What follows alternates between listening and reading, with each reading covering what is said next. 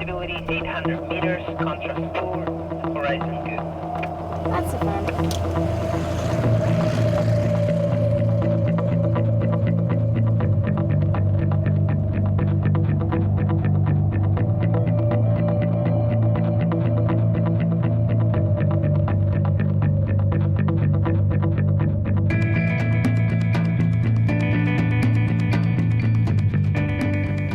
I would have to say that it's probably one of the coolest flights I've ever been on. You step on board and you feel like it's a solid plane that could take you anywhere. It was a pretty fun ride, especially arriving at Union Glacier at like 2 in the morning.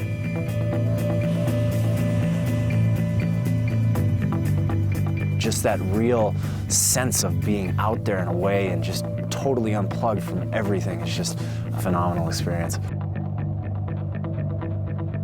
It was just like the closest thing I've ever come to where you're leaving confines of a known continent and going to an unknown. When you first step foot on it, it's a very special feeling. You're away from the internet, you're away from the news. A lot of people have a lot of inner peace when they're here. Everything that you do here, requires a tremendous amount of planning. It's not a place that people naturally inhabit. You have to think big, think vast to get down here.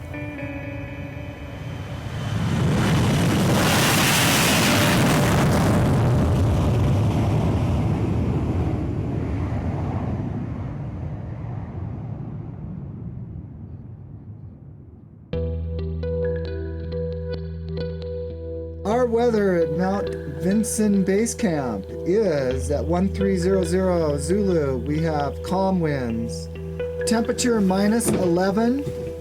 Visibility unlimited to the south. Points visible: Alpha, Delta, Juliet, India, and Hotel. The highest point on this huge massif is the highest peak you can see on the left. Mount Vinson. This is the finale, number 7. Yeah, it's exciting. 2's clear. You don't need to play these. You could win now. Here. Skips, Mr. President. It's easy to forget how remote we are here. You remember that past the glacier, there's not a small mountain town or a highway or a landing strip. There's just more and more ice and then miles and miles of ocean. We definitely have one of the best toilet views in the world. Our toilet view looks out across the vast, white Antarctic wilderness. It's great.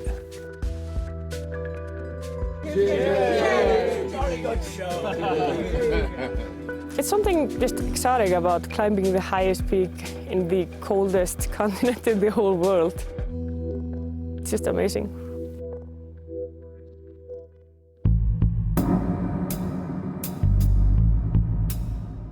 Goggles. Goggles, outfit. Cool. What is your second pair of sunglasses? Yeah. The staff as a whole, like every person I talked to was more impressive than the last person I talked to. Like Lapka's a world record holder. He summited Everest from base camp in 10 hours and 56 minutes. Incredibly humble, really friendly.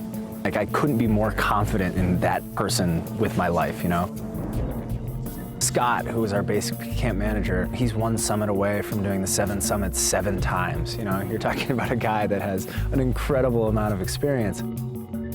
Dave, another of the guides, has 8 Everest. Our other Sherpa, Namga, he has 12 Everest summits. So between those 4 guys has 42 Everest summits. That's a huge experience. With the goggles on, there's pretty much no skin showing. I've been on 8,000-meter expeditions and nowhere near this well qualified or as professional.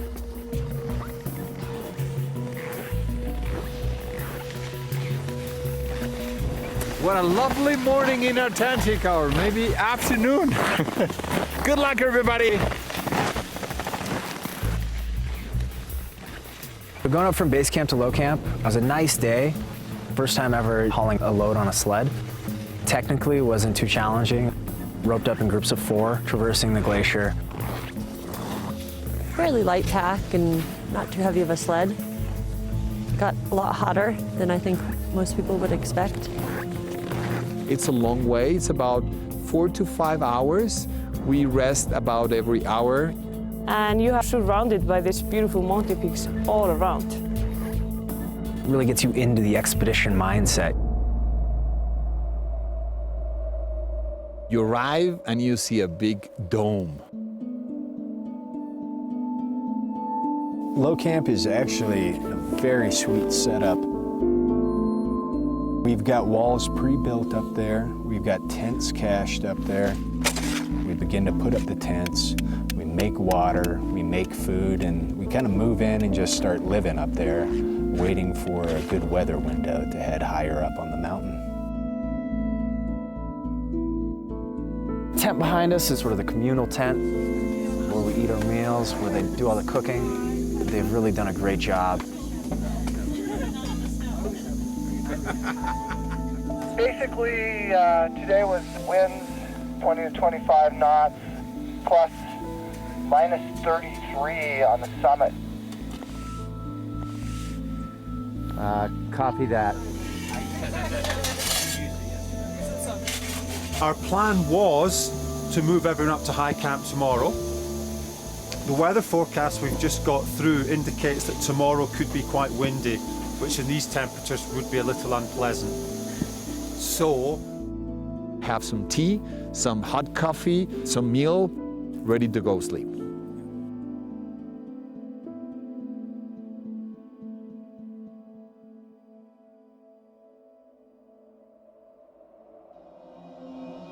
When the sun goes behind the mountains, it was like an alarm clock for everyone.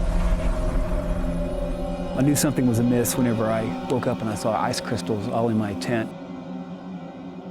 As we were informed, lower camp had reached negative 28. Start to see frost forming on the outside of your bag from the condensation of your breath. You'd have to zip up your bag and, put on your hat. That was a cold night, no doubt. And then you'd wake up again in the morning when the sun would pass from out behind the mountains. Those sorts of temperature swings are really something to experience.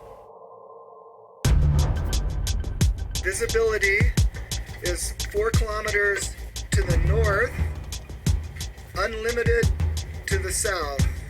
Over. 10 o'clock in the morning, we think we're doing this. 11 o'clock in the morning, we're doing something completely different. And you just have to be ready for that, really being at the will of Mother Nature. Heading up yonder into the wild blue.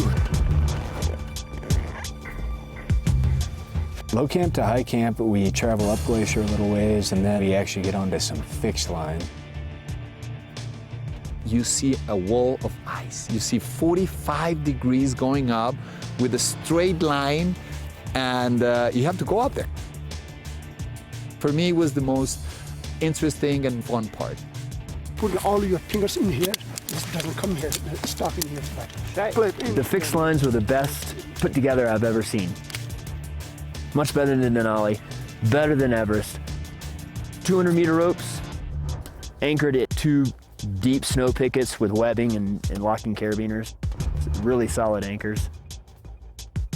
Everyone did really well.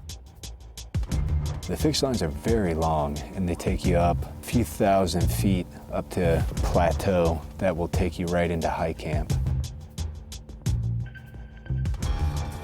That's when I felt a bit of the altitude.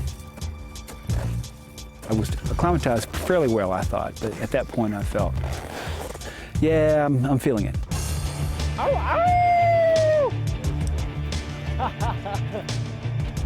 That is a long day.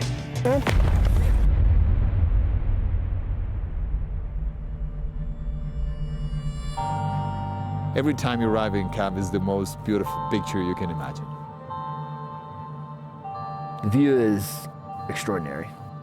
I've never seen anything like it. I never will again, so we got to enjoy it while we're here.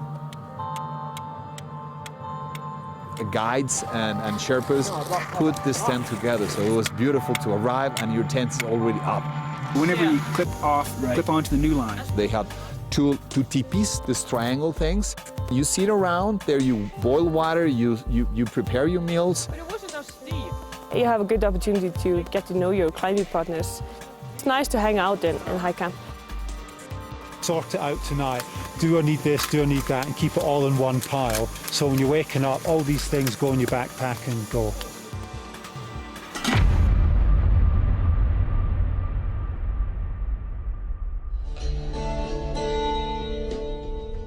It was a go, a green light. Yeah, we were pumped. Summit day was incredible. Looks gorgeous. I had a tough time sleeping the night before. I think most mountaineers will agree that you're not going to get a continuous sleep of 6 to 8 hours, but if you can nap throughout the evening in preparation for your next effort, then that's acceptable at altitude. I can describe summit day as a long day. Because you're slogging like 4 miles one way to get to the summit. Don't forget that we are at altitude. Vinson's 16,000 feet. It's not low, it's high, especially at this southern latitude.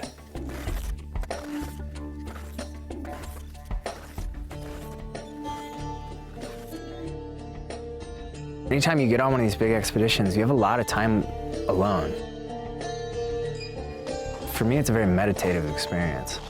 I have time to think about everything: work, my career, girlfriend, my life, family, what I want to do, what I want to be. I think it's a great opportunity to just sort of give your life a different perspective.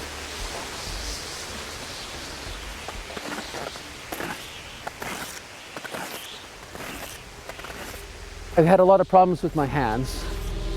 I got frostbite on Denali on 3 fingers, and it seems like something has happened where I have low resistance. Yeah, I just wasn't feeling well, and I felt I, was maybe imposing on the team or something. If somebody did need to turn around, the A&I Rangers could actually take them down. Do you see any trace of winds up higher? But as a guide, it's kind of a point of pride when I get everybody to the top. And so I try as hard as I can to not wear anybody out by going at a slow pace. I was kind of debating about quitting, but then Namda said, we've gone halfway, in distance. And I also took a peek at his watch, and I could see the altitude on his watch. I said, I can do that again. I think at that point I knew I had it. And so I said, yes, let's go.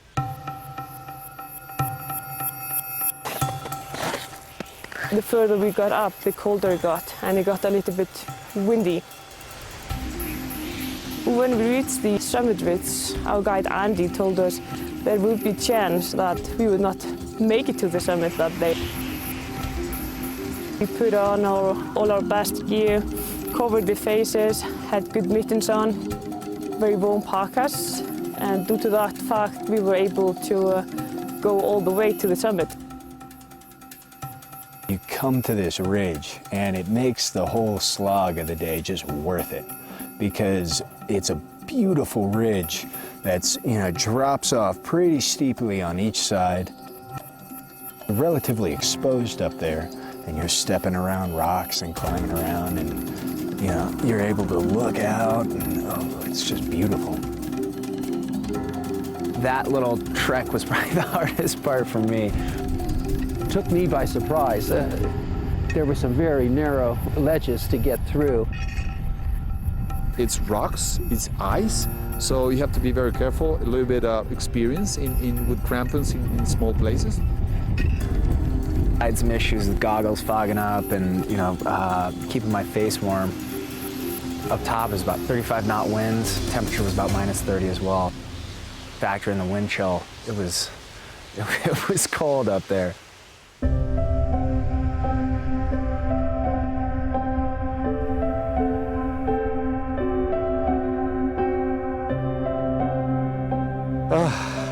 I say release. You make the summit. We made it, and I'm stoked, and I'm standing on the peak of Antarctica. Couldn't be happier. My face is very cold. But aside from that, I'm doing great. All the people made it to the summit that day, which made it even a greater feeling. Good job, Christmas Day. Get the pictures and head on back down. We'll see you when you get back to base camp tomorrow. Over. Copy that. Thank you, Scott. Ah, it's really, really, really beautiful. More amazing than I could imagine. It's a bit cold though. The thing that surprised me about the top was all the mountain ranges all around that you never see in other people's photographs. And that's kind of why I insisted when we had our group photo that it was not on that horn thing, but it was more with incredible background over our shoulders.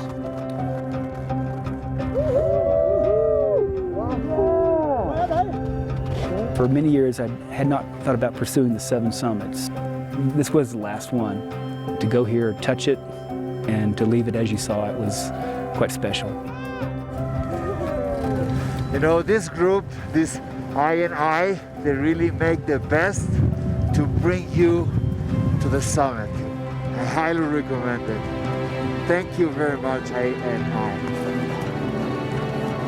Yeah, I'm gonna have to say a couple of thumbs up for this organization. Oh, I have thumbs, yeah.